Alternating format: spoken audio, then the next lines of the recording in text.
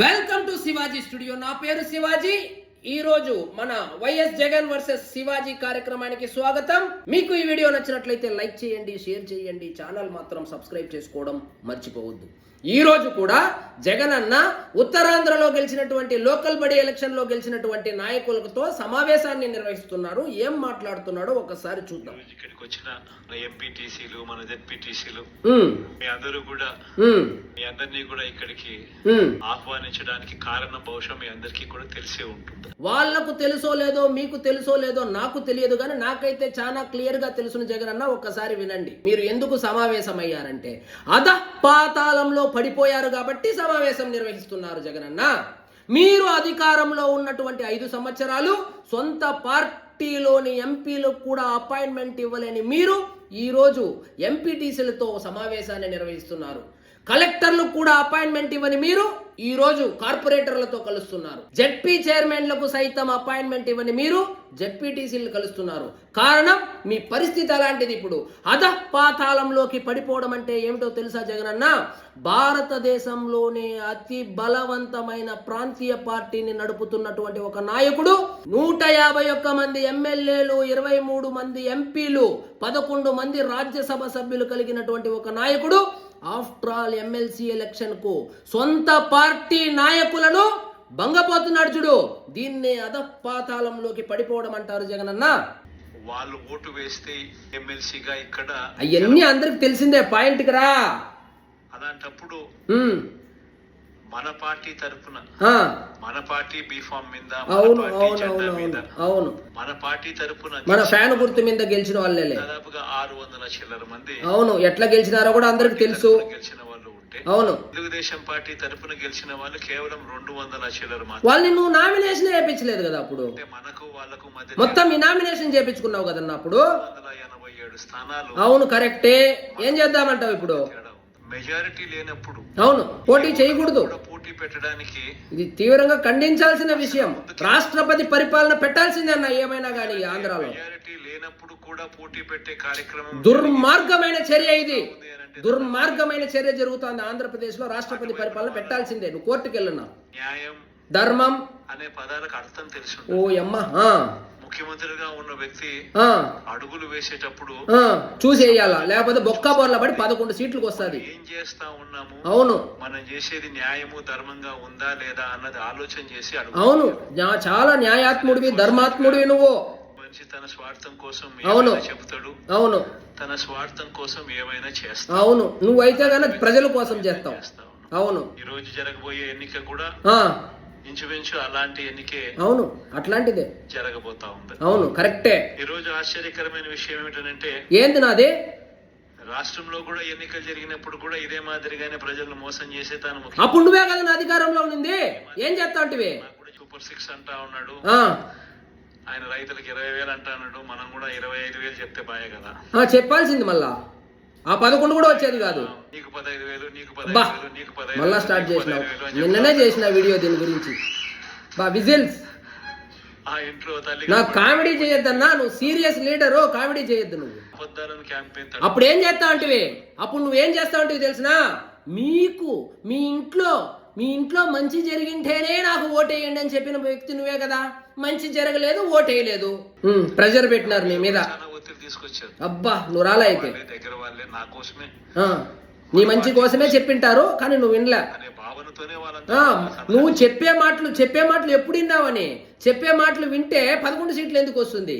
నువ్వు వినవు కదా. నువ్వు ఎవరు చెప్పిన మాట వినవు, కానీ 150 మందిని సలహాదారులు అయితే పెట్టుకుంటావు. నేను ఒకటే చెప్పిన, అయిన తర్వాత రేపు పొద్దున మళ్ళీ బటన్లు నొక్కుతాం. జగన్ చెప్పినాడు అని మీరు ప్రతి ఒక్కరూ కూడా వైఎస్ఆర్ కాంగ్రెస్ పార్టీ అభ్యర్థులుగా చిన్న కార్యకర్తల దగ్గర నుంచి మొదలు పెడితే ఎమ్మెల్యేల దాకా మీరంతా కూడా మళ్ళీ గ్రామాలు తిరుగుతారు. అవును, తిరుగుతారు. తిరిగినప్పుడు మీ పార్టీ చెప్పింది, మీ జగన్ చెప్పినాడు ఇవన్నీ చేయాలి, ఇవన్నీ చేస్తాను అని చెప్పి నువ్వు ఎట్లా మాట్లాడుతున్నావు అంటే 2019లో నువ్వు ఇచ్చిన హామీలంతా నెరవేర్చేసినట్లు, నీకు జనాలు మోసం చేసేసినట్లు బిల్డప్ ఇస్తున్నావు. మోసం చేశాడు కదా అని చెప్పి మాట మీలో ఏ ఒక్కరూ అనిపించుకోకూడదు అని. అబ్బా, వాళ్ళ కోసం నీ తాపత్రయం.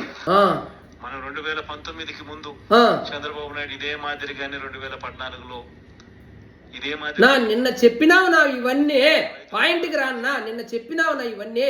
ప్రతి ఇంటికి పోగలుగుతాము, ప్రతి గ్రామంలోనూ కాలర్ ఎగరేసుకుని తిరగ. కాలర్ మీరు ఎగరేసినా వాళ్ళు ఓట్లు అయితే వేసేటట్లేరునా?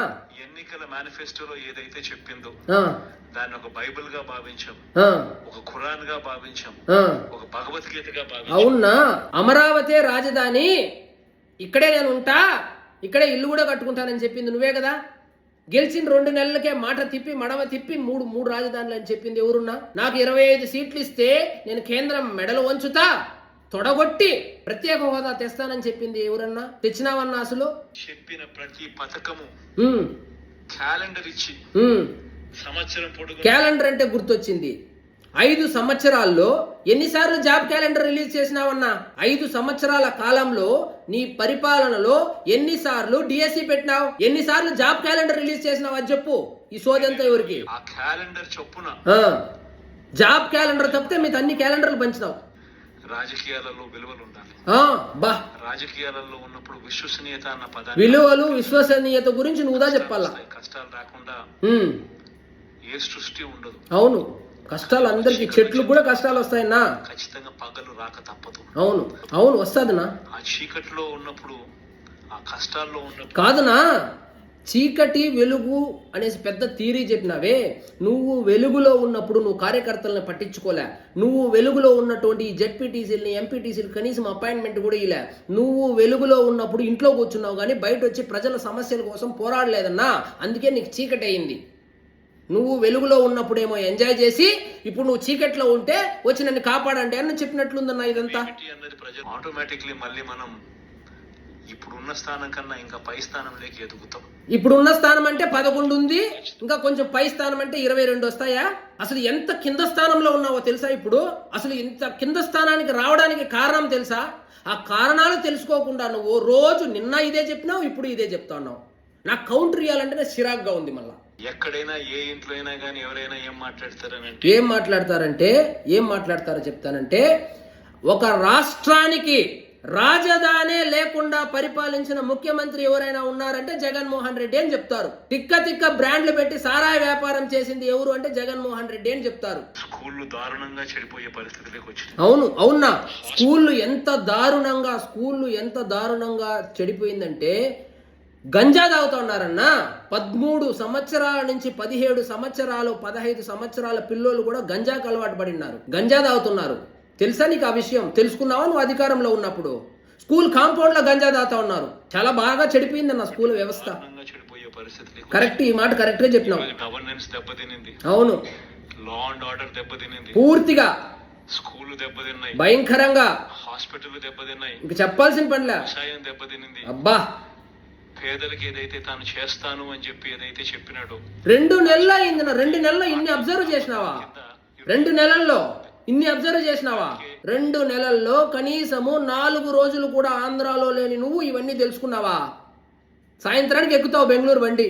మీ జగనే ముఖ్యమంత్రిగా ఉండింటే ఈ పాటికే అమ్మఒడి వచ్చేసి, ఈ జగనే ముఖ్యమంత్రిగా ఉంటే పక్క రాష్ట్రం వాడు ఇప్పుడు కూడా మమ్మల్ని చూసి నవ్వుకుంటా ఉండేవాడు, మీ రాజధాని ఏది రాని. మీ జగనే ముఖ్యమంత్రిగా ఉండింటే ఈ పాటికే మత్స్యకార భరోసా. మీ జగనే ముఖ్యమంత్రిగా ఉంటే ఈ పాటికి సగం కిడ్నీలు పోయినాయి ఆ సారాయి దాగి, ఇంకా సగం పోయేదన్నా. ఈ జగన్ మాకు వద్దనే కదన్నా 11 సీట్లు ఇచ్చింది. మళ్ళా నువ్వు ప్రతిరోజు నిన్న ఇదే చెప్పినావు, ఈ రోజు నేను ఛాలెంజ్ చేస్తా, రేపు కూడా ఇదే చెప్తా ఉన్నా, ఇదే సోది చెప్తా ఉన్నా. మనం గట్టిగా ప్రజలకి ఇంకా మనం చేరువుగా ఉంటే చాలు. యాడ చేరువుగా ఉన్నావు? పొద్దున వస్తావు, సాయంత్రం బెంగళూరుకి పోతావు. చేరువుగా నువ్వు ఉండు, ముందు వాళ్ళకి మళ్ళీ చెప్తూ నువ్వు ఉన్నావు అసలు ఆంధ్రాలో. పార్ట్ టైం పొలిటీషియన్ లాగా వస్తావు, సాయంత్రానికి మళ్ళీ బండి ఎత్తుకొని పోతావు. చేరువుగా ఉండాలంట. దగ్గరగా ఉంటే చాలు. ఏడ బెంగళూరులోనా? ఏడ దగ్గరగా? బెంగళూరులో ఎలాంకలోనా? ఎక్కడ దగ్గరగా ఉండాలా? ముందు నువ్వు ఉండి, ముందు మడక పోతే వెనక మడక బాగా వస్తుంది అంటారు. ముందు నువ్వు ఉండు ఆంధ్రాలో, తర్వాత వాళ్ళు ఉంటారు దగ్గరగా. పిలుచుకునే కార్యక్రమం కూడా ప్రజలే చేస్తారు. కరెక్ట్. నువ్వు ఇదే విధంగా కలల లోకంలో బతుకుతా ఉంటే ఈ 11 కూడా రాదన్నా. నువ్వు రాసి పెట్టుకో డైరీలో.